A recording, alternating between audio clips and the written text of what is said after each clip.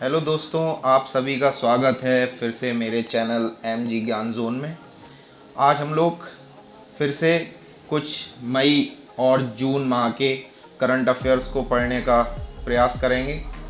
साथ ही अगर आप मेरे चैनल पर नए हैं तो मेरे चैनल को सब्सक्राइब करें, बेल आइकन को प्रेस करें और ऑल पर सेट करें, ताकि जब भी मैं कोई वीडियो अपलोड करूं तो वो उसका नोटिफिकेशन आप तक पहुंच जाए। साथ ही आपसे एक गुजारिश और है, अगर मेरा वीडियो इन्फॉर्मेटिव लगता है तो अपने दोस्तों के साथ शेयर करें, साथ में लाइक भी करें। चलिए आगे बढ़ते हैं।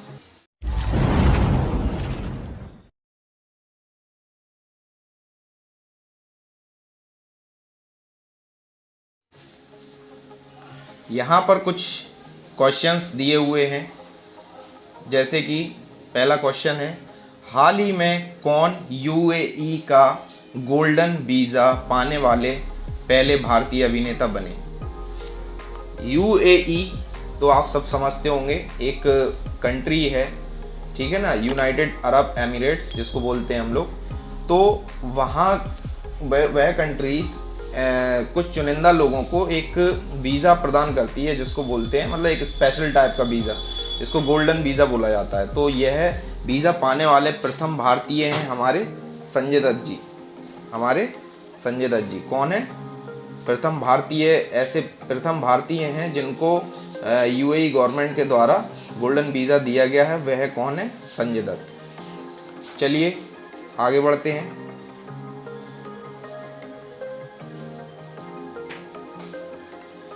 केंद्र सरकार ने हाल ही में किन लोगों को प्रशिक्षित करने के लिए युवा प्रधानमंत्री योजना शुरू की है?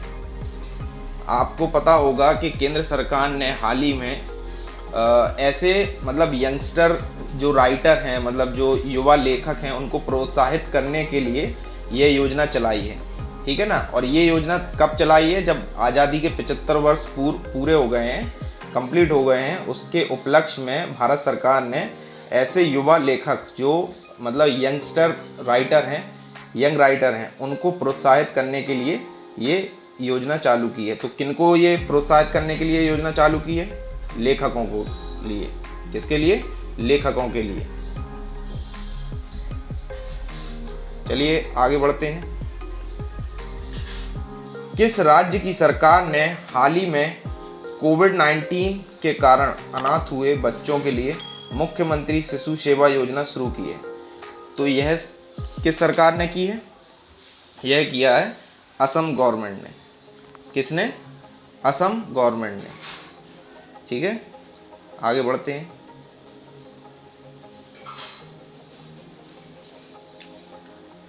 प्रतिवर्ष विश्व दुग्ध दिवस कब मनाया जाता है? प्रतिवर्ष विश्व दुग्ध दिवस कब मनाया जाता है? दुग्ध मीन्स मिल्क। कुछ लोग इंग्लिश मीडियम के बच्चे भी होते हैं जो मतलब ऐसे शब्दों को नहीं समझ पाते हैं बिल्कुल शुद्ध हिंदी के लिए, तो आप लोग कमेंट सेक्शन में भी मुझसे पूछ सकते हैं, क्योंकि मैं इंग्लिश मीडियम वाले बच्चों को भी पढ़ाता हूँ। तो आप लोग अगर कोई भी क्वेरीज है तो आप कमेंट सेक्शन में भी पूछ सकते हैं। तो यहाँ पे दुग्ध का मीन्स होता है दूध, यानी मिल्क। तो वर्ल्ड मिल्क डे कब मनाया जाता है? विश्व दुग्ध दिवस कब मनाया जाता है? ये मनाया जाता है 1 जून को। कब मनाया जाता है ये? 1 जून को। ठीक है, चलिए आगे बढ़ते हैं। हाल ही में किस देश के पूर्व प्रधानमंत्री रहे पॉल स्लूटर का 92 वर्ष की उम्र में निधन हुआ? तो ये कहाँ के ऐसे प्रधानमंत्री, पूर्व प्रधानमंत्री हैं जिनका 92 वर्ष की उम्र में निधन हुआ है? वह है किस देश के? डेनमार्क के। किस देश के हैं ये? डेनमार्क के। साथियों आप लोग ध्यान रखिएगा, किस देश के हैं ये? डेनमार्क के। चलिए आगे बढ़ते हैं।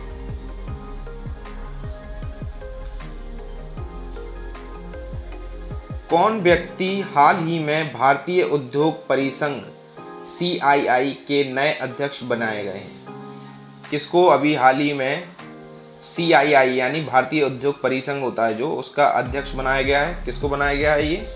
ये बनाया गया है TB नरेंद्रन को। किसको बनाया गया है? TB नरेंद्रन को। ध्यान दीजिएगा बच्चों आप लोग, किसको बनाया गया है? TB नरेंद्रन को। चलिए नेक्स्ट क्वेश्चन की तरफ आगे बढ़ते हैं। कौन व्यक्ति हाल ही में असम राइफल्स के 21वें महानिदेशक के रूप में नियुक्त किया गया है?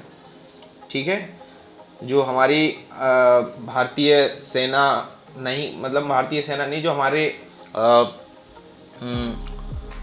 पैरामिलिट्री फोर्सेस होती हैं, जो उसमें एक असम राइफल भी होता है, ठीक है ना। तो असम राइफल्स यानी एक सेना का ही एक भाग होता है। तो उसमें उसके जो 21वें महानिदेशक हैं वो किसको नियुक्त किया गया है?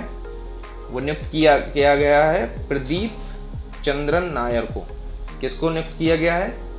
प्रदीप चंद्रन नायर को। ध्यान दीजिएगा बच्चों, किसको? प्रदीप चंद्रन नायर को। चलिए आगे बढ़ते हैं। प्रतिवर्ष वैश्विक अभिभावक दिवस यानी ग्लोबल डे ऑफ पेरेंट्स कब मनाया जाता है? हर साल ग्लोबल डे पेरेंट्स कब मनाया जाता है? अभिभावक दिवस कब मनाया जाता है? तो ये भी किस दिन मनाया जाता है? 1 जून को। तो आप लोग कंफ्यूज मत होना, विश्व मिल्क दिवस कब मनाया जाता है? 1 जून को। और ग्लोबल डे पेरेंट्स यानी वैश्विक अभिभावक दिवस भी कब मनाया जाता है? 1 जून को। तो आप लोग कंफ्यूजन बिल्कुल मत रखना, ठीक है। चलिए आगे बढ़ते हैं।